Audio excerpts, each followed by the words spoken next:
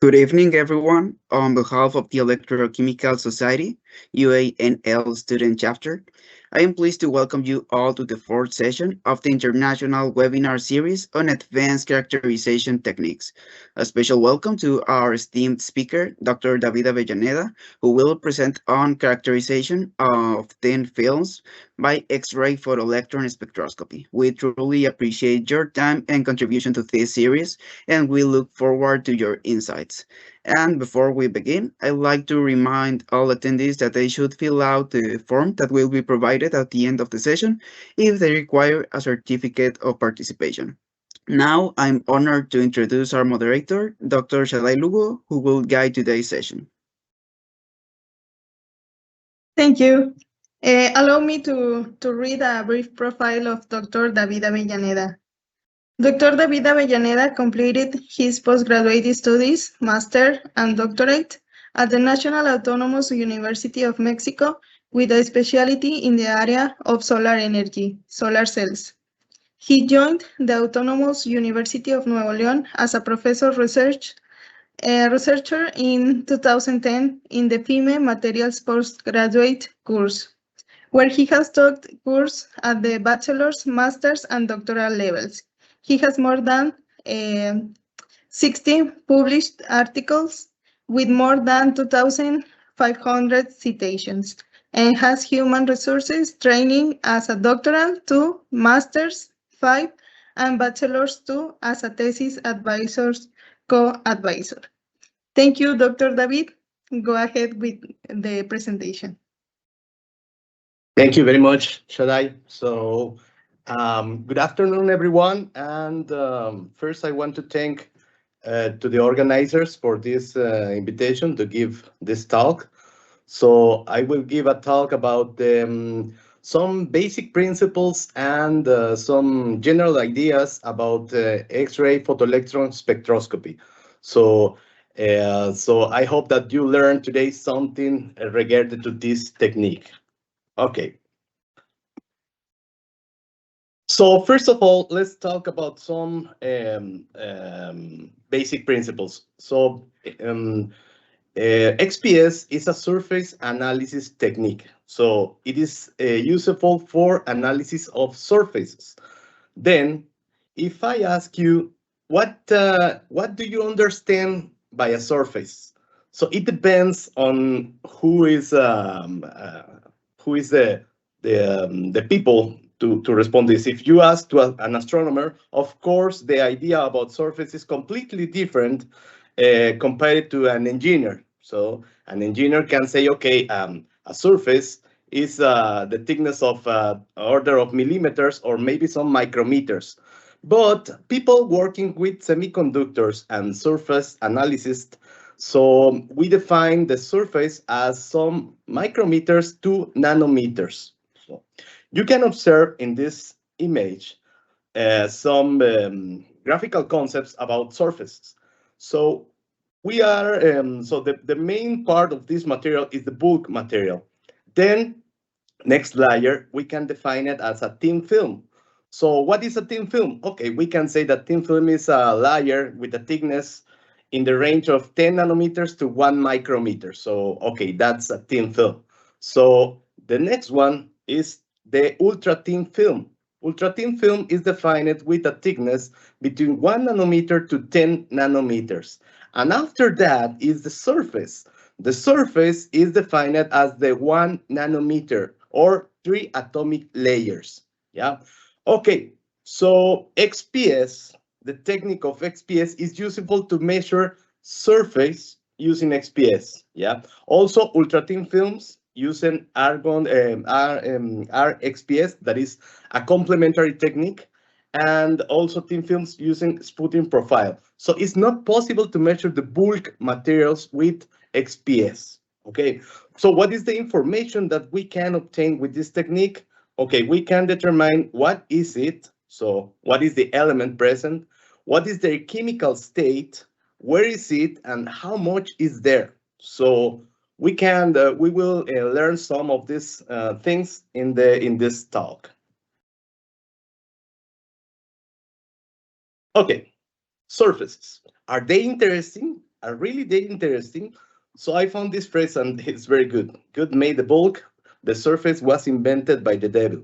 So people who is working with, for example, semiconductors, has to identify any contamination in the surfaces, and it is very complicated.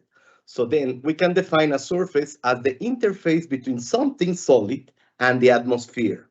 Okay, and then what is an interface? Okay, interface is what happens between two materials. For example, if you want to paint something or to add something to a material, so you have an interface and you have to study that interface to avoid any problems in the paint, in the sticking or something. Okay, so which are the applications of surface analysis? Who is interested to do surface analysis by XPS? Well, this is many people is interested in this. People who is working with semiconductors and microelectronics, yeah. So they can learn or they can characterize microcircuits, ultra thin films, soldering, thin film stability, lubrication, etc. Also, people who is working in the chemical industry, so they want to investigate something about plastics, coatings, catalysis, fibers, among others. Also, people who is working in metal and steel industry, they are worried about corrosion. So what is happening to a material? What is the layer of the corrosion, the welding, the fatigue, all those types of things, people is interested. Also, people who is working with motor and avionics, they are interested in lubrication, corrosion, superalloy oxidation, etc. So a lot of areas, material areas are interested in surface analysis. Okay, then how it works. Which are the basic principles of XPS? The main principle of the XPS technique is the photoelectric effect. So remember that photoelectric effect was discovered by Rudolf Hertz and explained by Albert Einstein. And what is photoelectric effect? So in this figure, you can observe that one layer of metal, potassium, is irradiated with photons of different energies. So the first one, the red one, is corresponding to a photon energy of 1.77 electron volts, or 700 nanometers. So those photons don't have the energy to promote electrons from the surface. So then nothing happens. What happens if we increase the energy of those photons, and then we irradiate with photons of 550 nanometers? So those photons have higher energy, 2.25 electron volts.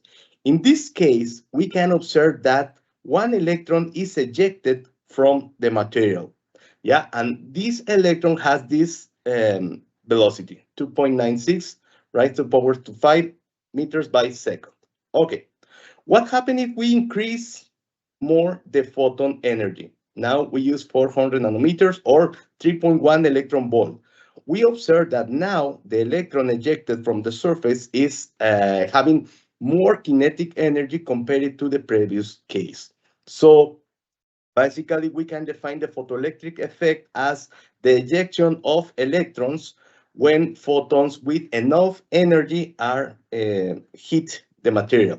So from this experiment, we can find the work function of the material. So I recommend you to explore more of these things. There is one page, PHET, in Google, and there is a lot of simulations. This specifically treats with this photoelectric effect. Okay, then this is the photoelectric effect.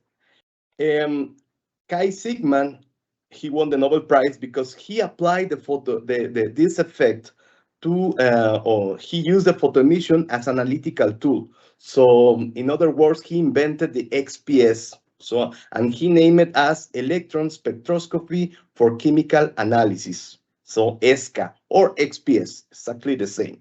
Yeah. Well, how it works.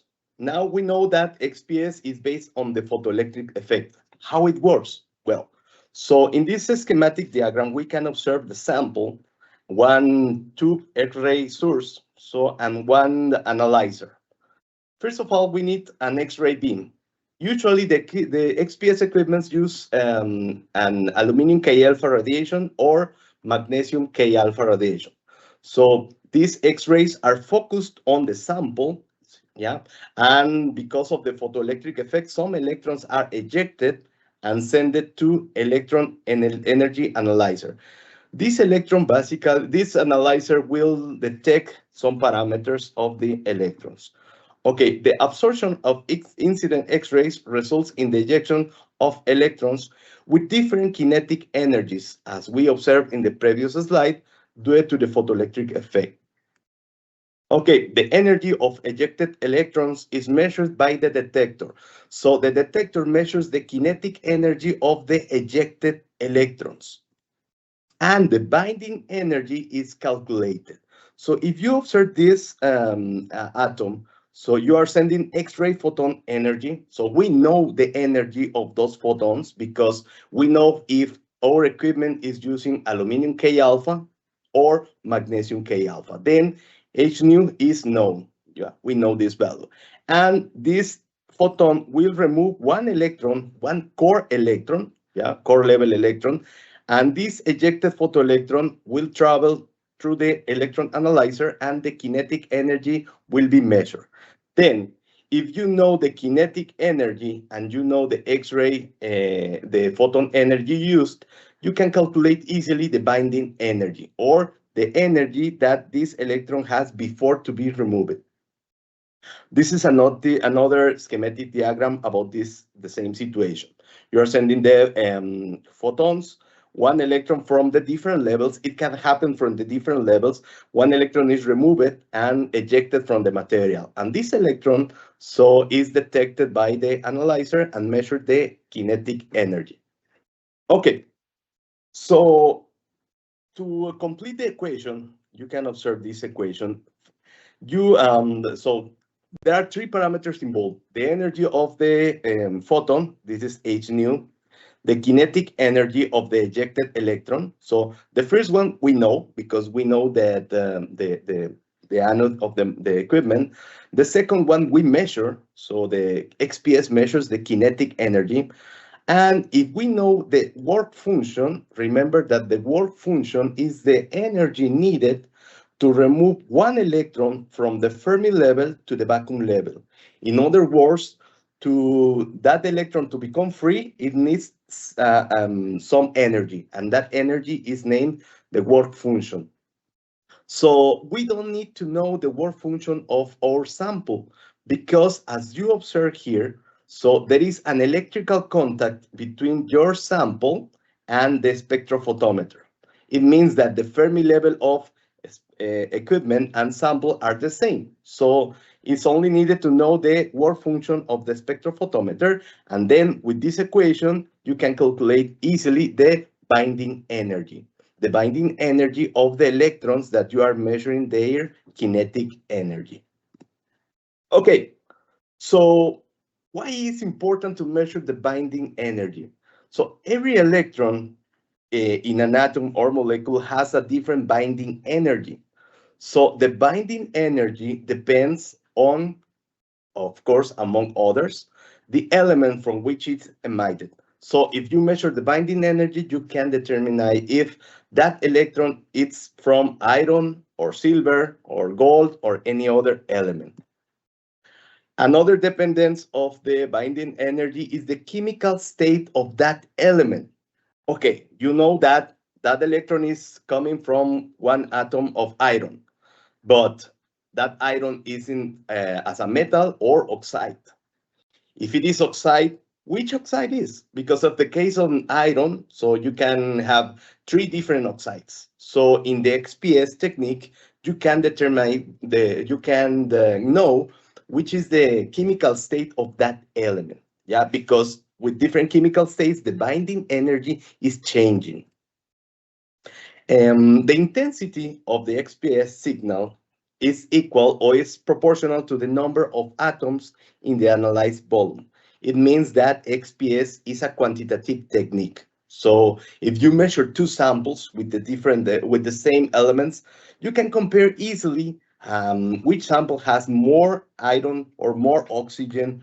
Yeah, so it's you can determine how much iron oxide is there. Another feature of XPS is that you can analyze small areas.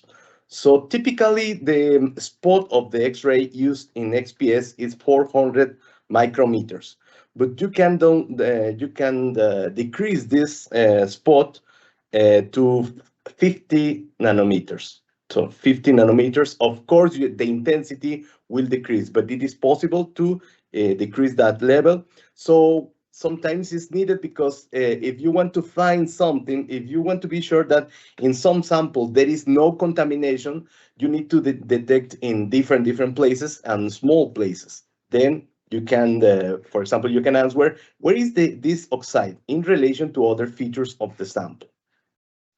And finally, there is a tool to make XPS imaging. So you can map a sample to detect some contaminants or the same atom but in different chemical states. So it allows you to check the distribution of chemistries across the surface or to find some limits of contamination. Yeah. So we can determine all this information from XPS. Okay, so what is the instrumentation needed for an XPS system? So here I show you one picture of our equipment that we have in FIME. This is an XPS K alpha thermofisher, and I will describe some of the main parts of this instrument. The first one is the electron energy analyzer. It is hemispherical. It's this part. So, and this is located in this part of the equipment. So it allows you to detect the electrons extracted from the sample. The second one is the X-ray source. The X-ray source for the XPS systems can be of two different materials, aluminum K alpha and magnesium K alpha. Aluminum K alpha is the one that we have in this equipment and has an energy of 1486.6 electron volts. So this is the energy of the photons that we are sending to the material. Other equipments has different, the magnesium K alpha with lower energy. Okay, another component is an argon ion gun. So you can observe here, oh, it's not here, an ion gun.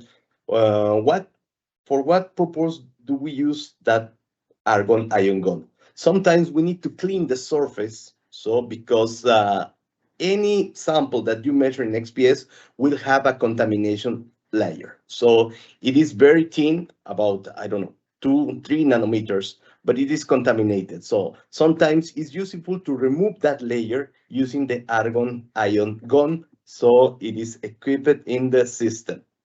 And also to make depth profiling. I will show you at the final of the presentation what is depth profiling, and it's very useful technique. It has another gun that is charged for charge compensation. Is named the float gun. So this float gun is a gun of low energy electrons to compensate the charge. So remember that you are extracting electrons from the sample. So to avoid the charging of the sample, we use the float gun. And one of the most important parts of this system is the ultra high vacuum system. So if you know, for example, an XRD system, so for the structural characterization, if you know an XRD, so you can imagine an XPS as if you take all the system of XRD and put it in ultra high vacuum system. So it is something complicated. So this equipment has 4 different pumps. It has 2 turbo pumps. So you can observe in these pictures, there are 2 turbo pumps, one in the analysis chamber and another one in the entry chamber. It has a screw pump, a mechanical pump, and also in the analysis chamber, it has a titanium sublimation pump. So every 4 hours is this sublimation pump, this titanium is sublimating in the chamber to clean, to maintain the high levels vacuum. So the analysis chamber must be at these levels of vacuum, 10 to raise to power -9 torr or millibar. So this is ultra high vacuum. And of course, it has another components, so electronic components, a lot of electronics. So some pneumatic components, it has some pneumatics, and also some detectors and analyzers. So it is something complicated. And this animation shows you basically how it works. So you can observe the X-ray emission. The X-ray emission, the aluminum K alpha is sent to monochromator, X-ray monochromator. So we use this monochromator. These mirrors are sending the monochromated X-rays to the sample, and the ejected electrons are sent to the hemispherical analyzer. And finally, we detect the energy in this part. So we use the energy selection and detection. So this is how it works in general, the system. Okay, I will show you some slides that for me are interesting. This is the schematic diagram of the equipment that we have in the FIME of the XPS. It has two different chambers. This one is the analysis chamber. So in that analysis chamber is the ion gun, the flood gun, and the X-ray. So all the elements are in this chamber. And this is the entry chamber or pre-analysis chamber. Okay, so this it is showing the two turbomolecular pumps, one in the analysis chamber, another in the entry chamber, the scroll pump, mechanical pump, and titanium sublimation pump. Okay, so what happens when we want to put some sample in the equipment? So first, sample removal. So user selects remove sample button. So this is an automatic process. So you don't need to move any valve. So the equipment is doing all the process automatically. So first one, so in that case, those are the normal conditions of all the valves of the equipment. Okay, what happens if we want to remove? So you can observe that the sample holder is inside the analysis chamber. So what happens when you finish the analysis and want to change the samples? Okay, so first they stage datum. So you will observe that this stage will move. Yeah, it is moving to the entry chamber. So then this valve is open. Next one, the transfer arm. The transfer arm is extended and the stage is lowered. So now the sample holder is placed on the transfer arm. After that, the transfer arm retracts and this valve is closed. This valve is isolating the entry chamber and the analysis chamber. Okay, after that, so we need to close this valve of the turbo pump of the entry chamber and also the differential pumping and switch off the turbo pump and open B2. B2 is to break the vacuum in this area. So finally, this door is open automatically when the pressure is the same of the atmosphere. So okay, you remove that sample holder and put a new one. So it is recommended to maintain this door closed. You cannot maintain this door open because of the contamination. So you need to, once you have the sample holder ready, you need to do this process, okay? Sample loading is the same process. So you put the sample, close the door, and then now before it's closed, so you need to isolate the turbo pump of the analysis chamber and start the turbo pump. So remember that we turn it off, and now the pressure here is different from this side. Okay, start turbo running. So once the turbo pump is at the speed, you can open this valve, yeah, and open the differential pumping. And finally, if the pressure is okay, so you can continue. But sometimes we put samples that has, for example, some content of humidity, so some content of water. So we need to maintain those samples in the entry chamber for many hours, so to avoid some problems. Because if you put some, for example, some powders and you put directly to the analysis chamber. So here you have the ion gun, the flood gun, and the X-ray gun exposed. So any dust or contamination will damage these things. So after the vacuum here is good, then you can continue with the process. Put the sample holder in the transfer arm, extend the transfer arm, open the stage, retract the transfer arm, and put the stage for the analysis. So the stage will move across this area and will put the sample holder for the analysis. Okay, so this is the process. The only thing that the operator is doing is to put the sample holder there. After this, all the process is automatically do it by the equipment. Okay, so how it works, how is the information that you are obtaining. You remember that from the basic courses of chemistry that in an atom you can observe different levels, 5D, 4F, 4D, 4P, etc.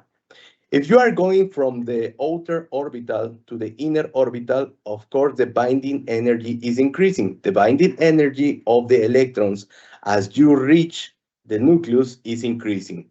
And the kinetic energy is increasing as you are going out to the outer levels. Okay. So in the example of gold has an atomic number of 79. It means that it has 79 electrons distributed across the orbitals. And here is the distribution, 1s2, 2s2, etc., etc. And you can observe that the binding energy corresponding to each of these levels. So, for example, in the 1s2, in the two electrons that are most close to the nucleus, it has this binding energy. So 8,725 electron volts. This is a high binding energy. So, and as we are going out from the nucleus, so you can observe that binding energy is decreasing. So remember that our equipment has aluminum K alpha radiation, and the energy is this one. So 1.48 kilo electron volts. So of course, you don't have enough energy to observe this radiation or these electrons. So you will never remove one electron from the 1s2 level. It is impossible because this energy is much higher than the one that you are using. Only these electrons, you can remove it using this energy. So 762, it is possible to remove this electron. So the remaining energy will be the kinetic energy of that electron, okay? And of course, the outer electrons have the lower energy and the higher kinetic energy, lower binding energy and higher kinetic energy. Okay, then you know which, now that we know which are the transitions that we can observe, this is the typical experiment in XPS. Is called the survey spectrum. In the survey spectrum, so in this case, this is a barium oxide sample. So in the survey spectrum, you are analyzing all the energy of your analyzer. So you can observe this in binding energy or kinetic energy. The equipment is changing this automatically. So you can observe some peaks. And all those peaks are corresponding to binding energy of the different atoms, the different electrons. So you can observe barium 4D, barium 4P, barium 4S, oxygen 1S, carbon 1S, barium 3D, etc. So this means that in this sample, you have barium, oxygen, and carbon. Yeah. So if this sample is barium oxide, so then it means that carbon is the only impurity we can see. So remember that all the samples that you analyze in XPS, you will observe the peak of carbon 1s always. This is another example for another type of sample. Yeah, it's only showing fluoride and oxygen and also carbon. Okay, so something very important in XPS is this one, spin orbit coupling. So the nomenclature that we are using for the XPS is the used for quantum mechanics. Remember that N is the principal quantum number, L is the orbital angular momentum quantum number, J is the total angular momentum quantum number, and is equal to L plus S, where S is a spin angular momentum quantum number. Okay, so one example is this one, 2p3 half.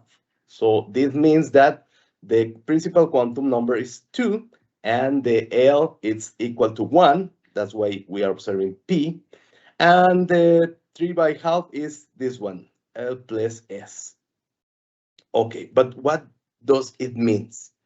In the sample, remember that you are observing S, P, D, and F. So what happens if L is equal to 0? If L is equal to 0, you will observe S, yeah? And S, it's a single XPS peak. So in S, you will observe only one peak.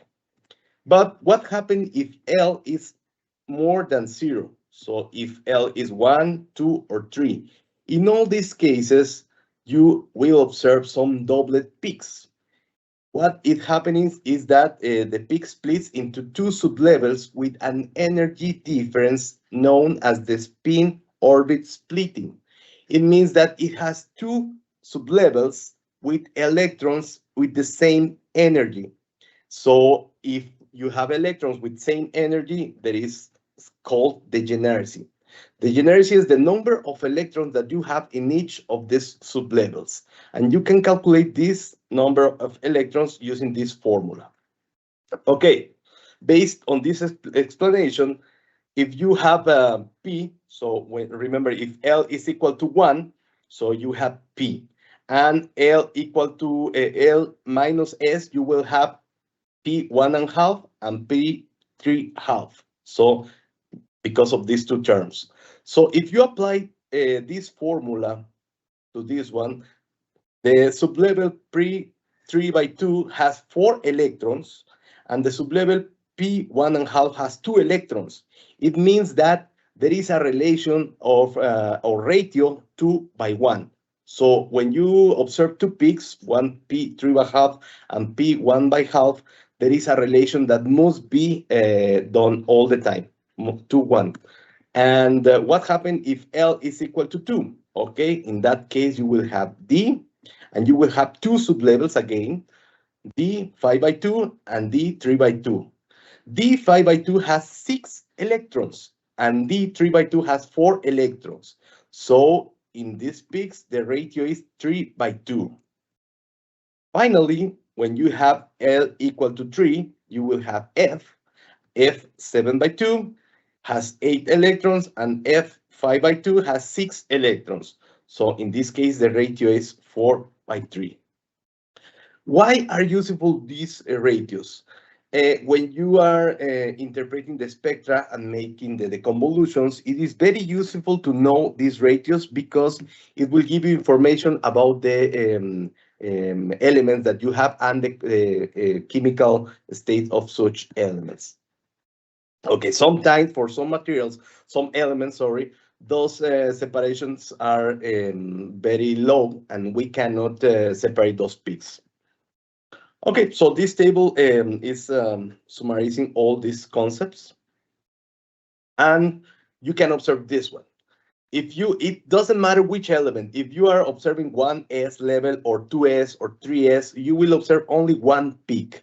So if the signal is from 2p or 3p or 4p, you will observe doublets, okay? And the ratio is 1 by 2, 1 by 2. This is because of the number of electrons in each sublevel. If you are observing one signal from the orbital, so again, you have a doublet, and the ratio is 2 by 3. So you can observe that the area of this peak and the area of this peak, the ratio is 1 by 2, 2 by 3, and finally in the F orbital is 3 by 4. These ratios must be all the time. It doesn't matter which element you are analyzing. Okay, some examples, for example, for copper 2p, this is an experimental obtaining copper 2p, 2p3 by half and 2p1 by half. So you can observe the ratio is 1 by 2. The area is 1 by 2. In the case of silver, silver shows again a doublet, so it's 3D, 3 by half and 5 by half, and the ratio is 2 and 2 by 3 or 3 by 2, and the 4F. So those are the ratios that must be checked all the time in the analysis. Okay, now we know that we can detect the elements in XPS, but the most important part of the XPS is that you can detect the chemical shifts. The most important tool of XPS is that you can determine the chemical shifts. Okay, so in addition to identify the elements, electron binding energy depends on the formal oxidation state of the atom and the local chemical environment. Okay, both these two can cause a small binding energy shifts. The shifts corresponding to the oxidation state and the chemical environment are very low, normally lower than 5 electron volts.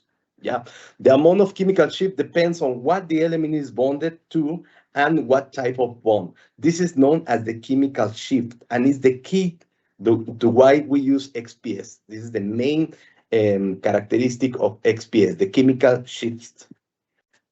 And this is one example. So if you measure metallic aluminum, you will have the main peak of around 73 electron volts.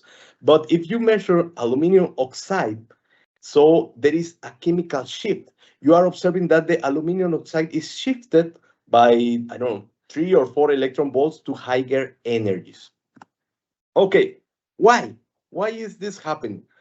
In this case, this is corresponding to this. This is another example. So we are checking the carbon spectrum. So this signal also is from the carbon spectrum. Of course, this is the convoluted, but what happened here is the main peak, the blue one, is corresponding to bonding carbon bonded with carbon. So this is the main one.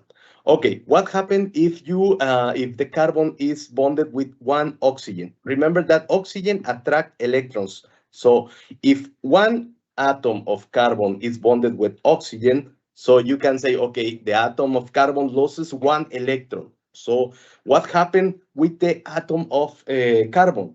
If it loses 1 electron, now the electrons in the carbon are lower compared to the protons. So those electrons will have higher binding energies. Yeah.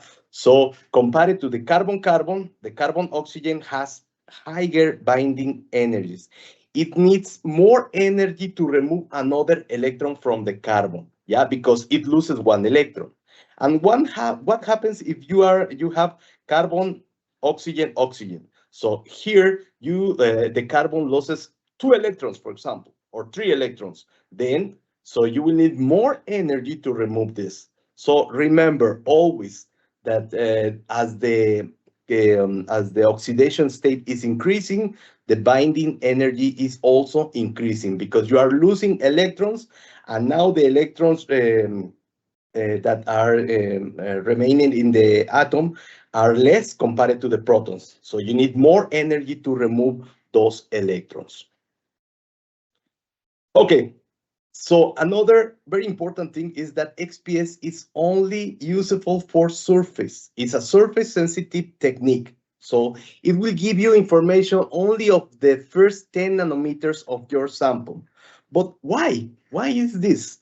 Why is this happening? So we are using X-rays. So X-rays are penetrating, I don't know, many micrometers, 1 micrometer or 2 or many micrometers. Then the kinetic electrons, the energy of those electrons detected is low energy electrons. So X-ray will penetrate several microns. So the problem of the characteristic of the surface sensitive is not because of the X-rays. X-rays are penetrating more thickness. The problem is that you are extracting electrons, and the electrons, so you can extract electrons only from the surface. Yeah, surface sensitivity is due to the probability that a low energy electron can escape from the material. So what is the probability that an electron escape from the material? It is related to something called inelastic mean-free path. What is inelastic mean-free path? So it's the distance that an electron will travel in a solid before it hits something. Okay, what happens if an electron hits something? So two things can happen. The first one, nothing happens. Maybe change the direction, but not the kinetic energy. If this happens, it is known as the elastic scattering. But what happens if the electron loses some energy? In that case, is inelastic scattering. So if an electron irradiated from the X-rays is trying to escape from the material, but it goes through inelastic scattering events, it does not escape from the surface and is not detected. That's why only the electrons of the surface can escape from the material and can be detected. Electrons on the more than 10 nanometers are not escaping from the material because of inelastic scattering. Okay, the term lambda gives us an idea on how far an electron will travel on average before such an event happens. This is a typical curve that the monolayers that can travel the electrons compared to the electron energy. So the energy used in the XPS is this one. So is the range of 1 to 1.5 kilo electron volts. So all these elements will have maximum 10 monolayers. That's why the information of the XPS is only from the 10 nanometers. It is not constant. It depends from different materials or different elements. But as a general rule, you can say that the information of XPS is from the top surface, 5 to 10 nanometers. Okay, so XPS is also a quantitative technique. We can calculate the amount of elements present in the sample. And there are some equations relating to this. But you don't have to worry about the equations because most of the programs used for XPS analysis will give you this information. Yeah. So normally, if you have one peak, the area under this peak is related to the amount of the element present in the sample. If we back to this material, this is corresponding to PET. So the analysis of the carbon, the high resolution spectrum of carbon will show you this peak corresponding to carbon-carbon, this peak to carbon-oxygen, and this other to carbon double oxygen. So if you observe the molecule of PET, you can observe this. And you can say 1, 2, 3, 4, 5, 6 carbon-carbon bonds. Carbon-oxygen are the green ones. There are 2. Carbon double oxygen are 2. This means that this ratio is 3, this is 1, and this is 1. So the area under that curve is proportional to the number of the atoms present in the sample. Okay, baseline. It is important to choose the best baseline for XPS analysis. So we can use linear, Shirley, and Tugger. It depends on different parameters, but normally we are using Shirley as a main baseline to do those things. So in this case, I will show you some comparison between the first one and the second one. The first one is using a linear. A linear is a simple line between the points. So you trace one point here, another here, and it's a straight line. So it will give you this area. What happens if you use Shirley? Shirley is a mathematical expression that takes into account the shape of the XPS high resolution spectra. So you can observe that this is not a line, it has a different shape. Okay, this will give you another area. So it's very important that in your analysis, you choose the same background for all your experiments. Okay, so if you are tracing the baseline for 2 peaks using the line, so you can observe there is a straight line in these points, and compare it to the Shirley method, so you will have also a different areas. So recommendation is always use the same one. The most recommended is the Shirley one. Okay, the problem is that sometimes the things are not always that simple. So what happens, for example, if you have a sample with platinum and copper? So if you analyze this peak of platinum 4F, it will overlap with the spectrum of copper. So it will be difficult to understand what is happening or how much platinum you have compared to copper. In those cases, you need to make some deconvolutions, but remember that the separation and the areas between these two are constant. So then you can use this information to try to do the convolution. In this case, is another thing on palladium. So the spectrum of palladium is at the same energy of the oxygen. So again, it's difficult to make the analysis. In these things, you need to choose another signal from the same element. Remember that palladium maybe has a signal of 4D or 4S or 3S. So you need to choose another signal that avoid these overlaps and make the analysis more easily. Okay, another characteristic of the XPS, and remember that I told you that it has an argon ion gun. So analysis of XPS is only from the surface. So then what happens if you want to analyze different layers? Okay, then you analyze the surface.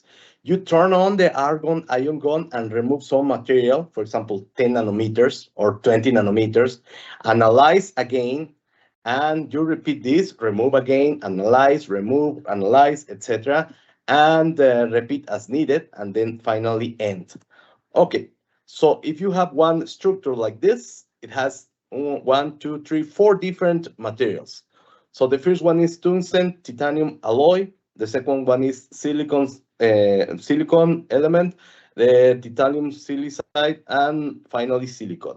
If we analyze this surface using the profile, we can observe or obtain this spectra. So it shows you the atomic concentration from the surface to the depth of the material. And you can observe that on the surface, you are observing tungsten and titanium corresponding to this alloy. After some thickness, so this layer is over, and then you are observing this silicon. This peak increases, then decreases, and you are observing the silicon and titanium corresponding to this layer. And finally, the background substrate, silicon. Yeah, so that profile is very useful to people who is working, for example, with solar cells, because in solar cells you have different structures, and sometimes you need to know if there is diffusion of some element. Sometimes that problem of diffusion causes short circuit in solar cells, so it's very useful to know these things. Okay, so what information you can obtain using the profile? You can observe the layers present in the sample, the thickness, you can estimate the thickness of such layers, and also the elements of each layer. Okay, remember that I told you that any sample that you analyze on XPS will have a contamination. Then sometimes we use the argon ion gun to clean the surface, not to do the profile, only to use once the argon ion gun to remove 20 nanometers or 20 or 30 nanometers to remove the contaminated layer and observe the real material. Okay, finally, another characteristic using XPS is the imaging. So you can make you can do a mapping. So in XPS to detect, for example, contamination of different chemical states of the same element. So in this example, I show you the first one is that color is related to carbon bonded with carbon. The second one is carbon bonded with fluoride, and the third one is the overlay. So it is carbon, but it's different chemical states. So in some cases are interesting to do the imaging to detect some contaminations, to detect where are those contaminations, and more other things. Okay, so finally, we can conclude with the XPS technique that one of the main parameters in that equipment is the vacuum. The vacuum is very important. So this equipment requires ultra-high vacuum.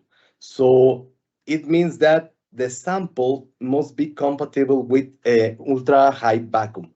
So biological samples cannot be analyzed. Liquid samples cannot be analyzed. So all the samples needs to be solid and compatible with ultra-high vacuum. Okay, what is the sensitivity of XPS? We can say that XPS will give you information about the top 10 nanometers approximately. Remember that it's not a constant. It depends on the elements present in your sample, but we can say that in general it's 10 nanometers. It can detect all elements except hydrogen and helium. Detection limits are typically 0.1 atomic percent. It's approximately because it's not the same. It changes for the different elements. You can increase the detection, changing the conditions, the measuring conditions, the dwell time, for example. If you increase the dwell time, the measure will take, no, I don't know, 1 hour, 2 hours, but you can detect lower concentrations. And typically, the smallest analytical area is 10 micrometers, when in our case, in the equipment that we are using in FIME, is 50 nanometers. So, but if you decrease the spot size, of course, the intensity will decrease. So that's why we are using always 400 micrometers as the spot size. And which materials can be analyzed? Well, you can analyze metals, inorganics, polymers, and in general, all samples which are compatible with ultra-high vacuum environment. Yeah, in the case of our equipment, so the maximum thickness that we can put, the samples of maximum thickness is 20 millimeters. So we cannot put samples higher than 20 millimeters. Okay, and I think that's all. Thank you very much for your attention. There is my email. If somebody wants to know more information about the techniques, please let me know. Thank you very much. Thank you, Dr. David, for your interesting presentation. Go to the questions in the chat. One question is, if we do XPS of 2 metal oxide composite, but in oxygen XPS spectrum, why only one metal oxide peak show? Okay. Let me check if I understand. Now, if you are analyzing 2 metal oxides, it's saying the question, 2 metal oxides? 2 metal oxide composite, but in oxygen XPS spectrum, why only one metal oxide peak show? Okay, if you analyze, for example, I don't know, one. Let me show. Let me see if.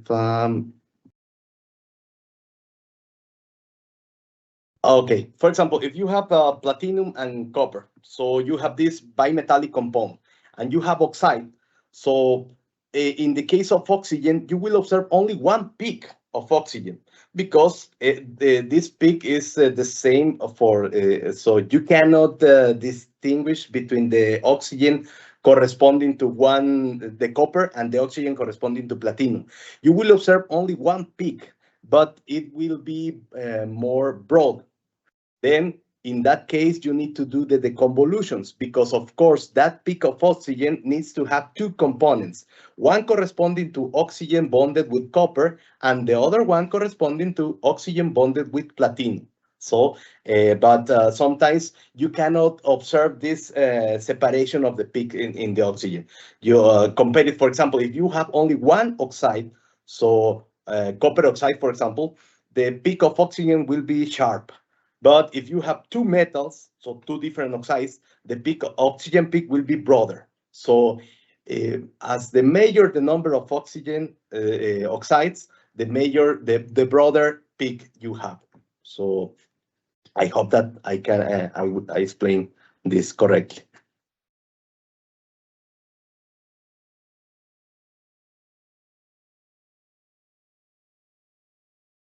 I don't know if there is another question. Yes.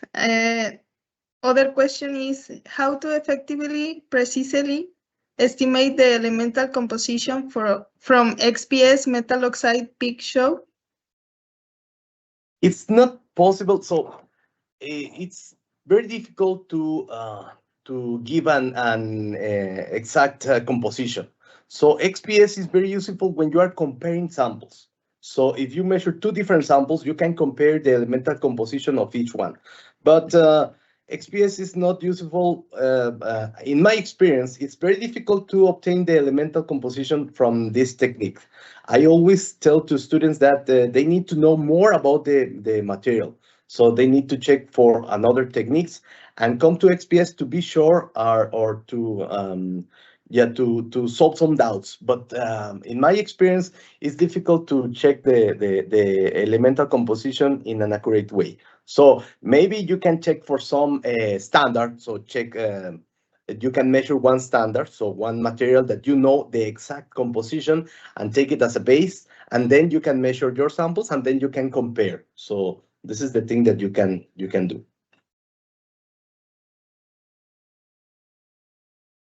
Any other questions? You can write in the chat.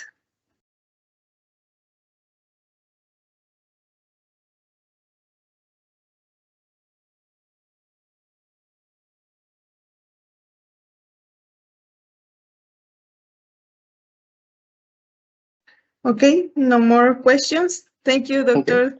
David Avellaneda. Eduardo?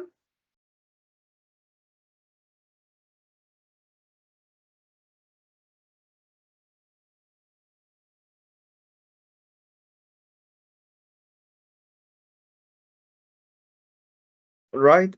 On behalf of the Electrochemical Society, UANL Student Chapter, I would like to express our sincere gratitude to our distinguished speaker, Dr. David Avellaneda, for sharing such valuable knowledge and insight during today's lecture.